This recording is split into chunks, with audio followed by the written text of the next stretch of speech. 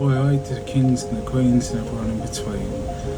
This is attempt number 2 at this video because I just recorded it and annoyingly the camera was facing the opposite direction, which, useful.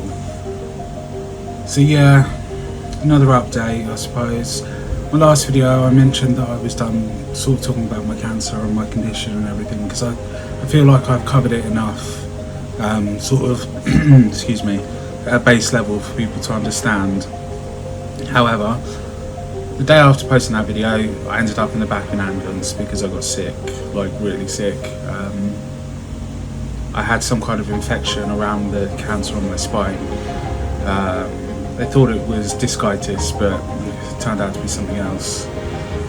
But like I had a fever over 40, I was hallucinating, violently shivering, being sick, all that fun stuff. So I spent 3 nights and 4 days in hospital, in a corridor, because the hospital was in bedlock. You know, God bless the NHS, they are trying, but it was ridiculous. Like I'm writhing in pain in a corridor in the public eye for everyone to see because I'm in a hospital. They've taken all my medication off me, so I wasn't allowed to follow my own medication schedule, so the pain was just unbearable. But while I was in there, they did some more scans and tests on my back, and it sucks, but the cancer has grown significantly. Before it was a relatively unoffensive sort of little tumour punching its way through a vertebrae, compressing the nerve, but now it's kind of tripled in size and it's now compressing the nerve in 3 separate places, all between T9 and T12 of my spine,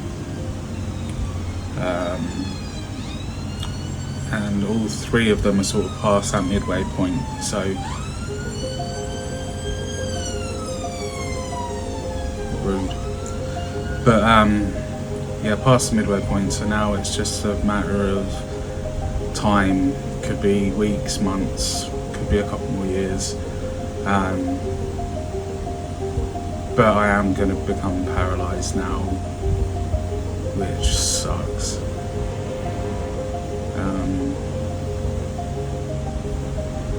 I mean, currently I have 3 options, which is why I've titled this video the way I have. Number 1 being to have this operation, which has an incredibly high mortality rate.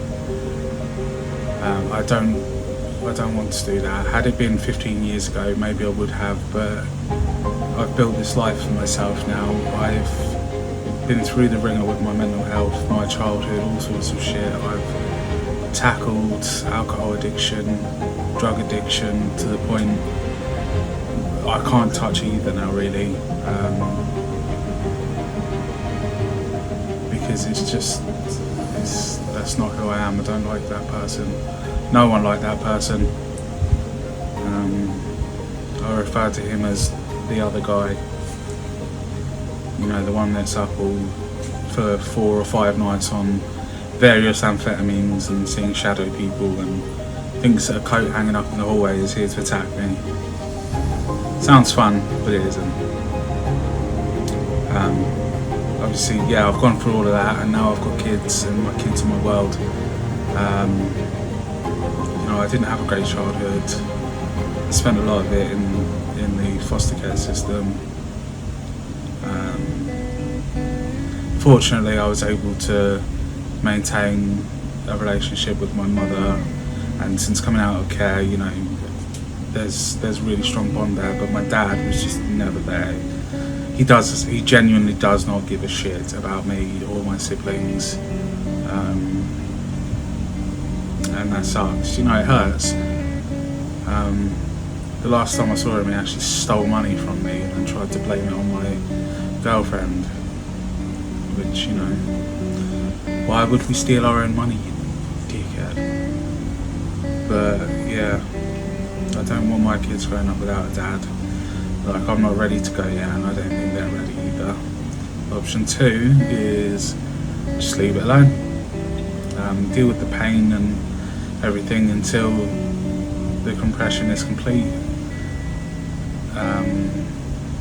I'm lucky it's going down. I have been told it's a primary, it's not a secondary cancer, so it's not like it's spread from somewhere else, so it should just stay where it is, but kind of grow down and around kind of thing.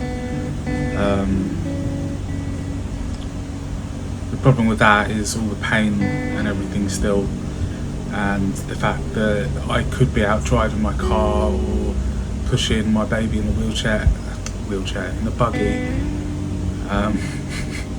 God's sake, baby wheelchair, it's a weird joke. Yeah, my legs could go up and fall over and put myself or someone else in danger. Not too keen on that.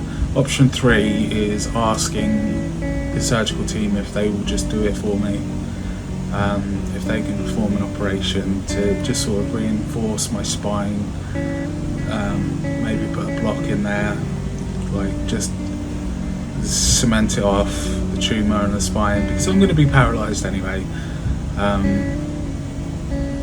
At least that way it's in a safe, controlled environment, and when I wake up there'll be people there, I'll be in the right place, I won't be panicking wondering what's happened to me.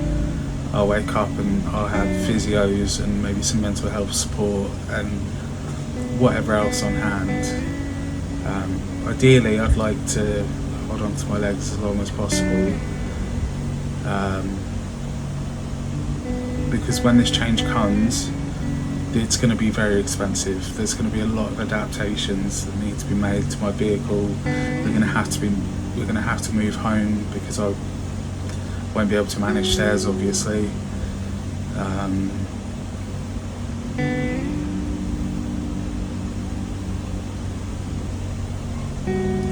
Sorry, it's really shit when I just stop and think about it. Like, it's not fair. Like, I feel guilty for feeling bad, because even when I was in hospital, I saw some little kid, he must have been 4 years old.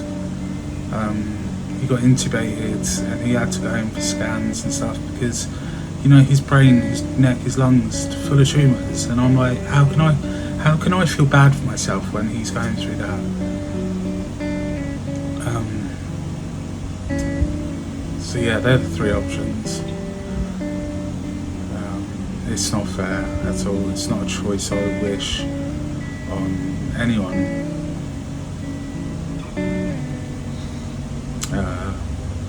Yeah, I'm not here for pity or sympathy or anything, just getting some more info out there for anyone wondering, because obviously this is all part of my journey. It's not going to stop me making videos or losing weight. Excuse the headband, I'm not in some electric cool boy fucking cover video or anything. I was working out a bit before making these videos, and I just haven't changed yet, because I'm going to get back to it after I've done the videos. Then I'll have a shower and a shave, and I don't know why I said shave or not. I'll get rid of this bad boy, not yet, mate. Fucking diabolical. Woo. No, have a shower and get dressed and that. But it's not all doom and gloom. I jumped on the scales today, and yeah, I've hit my goal. I've actually slightly surpassed my goal, and I've now gone from a total of 144 kilograms, which was, you know, get in my belly kind of fucking fat, at the start, and I'm now 129.1, so I'm happy. Sort of I set goals every 5 kg or so.